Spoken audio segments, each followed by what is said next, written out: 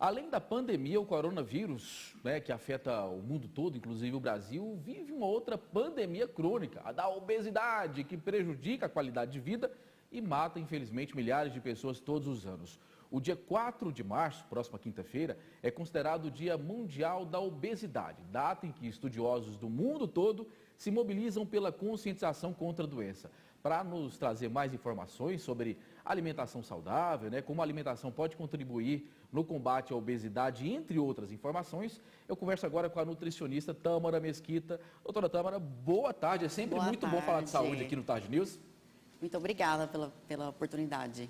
Pois é, a gente está falando tanto, esse termo pandemia se tornou muito comum por causa da Covid-19, mas existem outros tipos de pandemia, inclusive da obesidade. O retrato, então, é preocupante da obesidade no Brasil e no mundo, doutora? Com certeza, tem crescido cada vez mais o número de obesos. Eu atendo com equipe multidisciplinar e a gente tem visto o tanto de pessoas de todas as idades, de todas as faixas etárias. E o que a senhora tem percebido das políticas públicas, doutora, em relação a isso? As políticas públicas brasileiras, elas são eficientes nesse combate? Parece que não, pelos resultados, né? O grande problema é porque pensa muito no tratamento e não na prevenção. Se o Ministério da Saúde, ele atuasse mais na prevenção, com certeza esse número aí de obesos não ia estar tão grande, né? Então, em crescimento. Realmente é uma corrente, inclusive, de profissionais de saúde, que são da medicina funcional, que tem dado muito certo e que eu acredito que a senhora tenha quis dizer mais ou menos algo nesse sentido, que eu também acho muito interessante. Doutora, o que a senhora pode falar para os pais que nos assistem com relação às crianças? Nossas crianças estão em situação preocupante também. Com certeza. A questão da família trabalhar muito tempo fora de casa, essa vida corrida, as pessoas quase não estão cozinhando dentro de casa e acaba ofertando poucos nutrientes para as crianças. Então, assim, muito fast food, muito refrigerante. E os pais não dão exemplo para os filhos, Cobram que os filhos tenham alimentação saudável, mas eles mesmos não dão refrigerante para o filho, às vezes não quer dar, mas acaba consumindo em grande quantidade. Não adianta, Já tem pesquisas comprovando que se você não dá o exemplo, o seu filho ele não vai no que você fala, vai no que você faz. Agora, doutora Tâmara, a senhora percebeu, porque a senhora tem o olho clínico, eu estou uns 15 quilinhos acima aí do peso, minha barriga está saliente, o vídeo não tem como desmentir isso. Como é que uma pessoa igual a mim pode saber se estou obeso ou se estou acima do peso? Como que a pessoa pode saber a diferença entre sobrepeso e obesidade? A gente tem o MC, que é uma continha, do peso dividido pela altura ao quadrado. Então, acima de 30 já é considerado obeso. Mas na clínica a gente tem um método, um exame que chama bioimpedância. Já fiz esse exame já fez? Interessante ele. Ele é ótimo, ele é bem completo. Então ele avalia a composição corporal, água, massa de gordura, massa magra. E por ele a gente consegue fazer uma melhor avaliação desse paciente.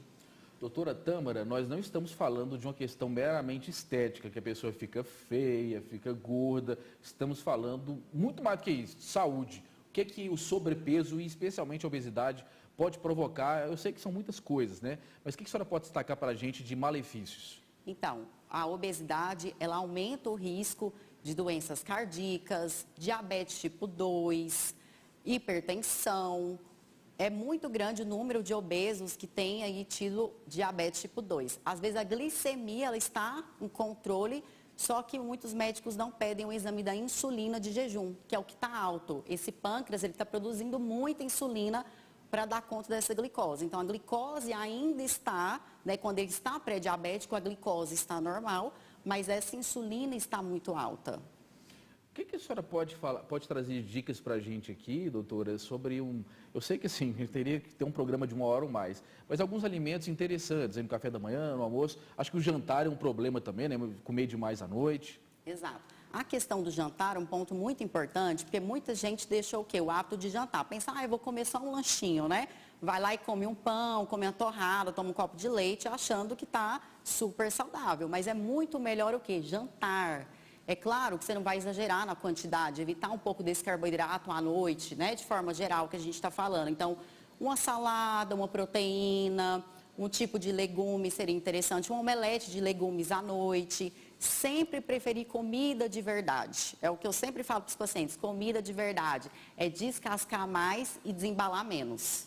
Isso tem que ser repetido, descascar mais e desembalar menos. Doutora, mesmo com os agrotóxicos, os pesticidas, ainda compensa os vegetais, hortaliças, mesmo com os malefícios que são causados por esse tipo de produto? Mesmo assim, é muito melhor do que você pegar um alimento processado, que é rico em gordura, que é rico em açúcar. O risco de malefício à saúde é muito aumentado.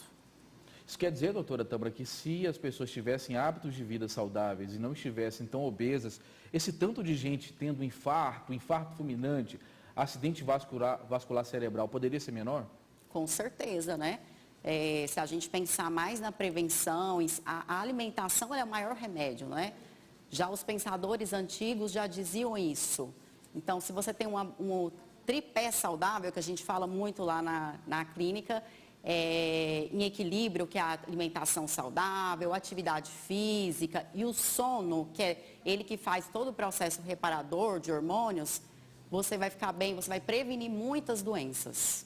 Isso que a doutora está falando é verdade. Hipócrates, que é o pai da medicina moderna, já falava que o seu alimento seja o seu remédio e que o seu remédio seja o seu alimento, né, doutora? Exatamente. Agora, como fazer para deixar esse hábito daquele refrigerante cola, daquele salgadinho famoso, né, de comer aquela coisa mais complicada? Como é que a senhora que a senhora recomenda? É deixar de uma vez, é comer de vez em quando aquele petisco, é ir aos pouquinhos?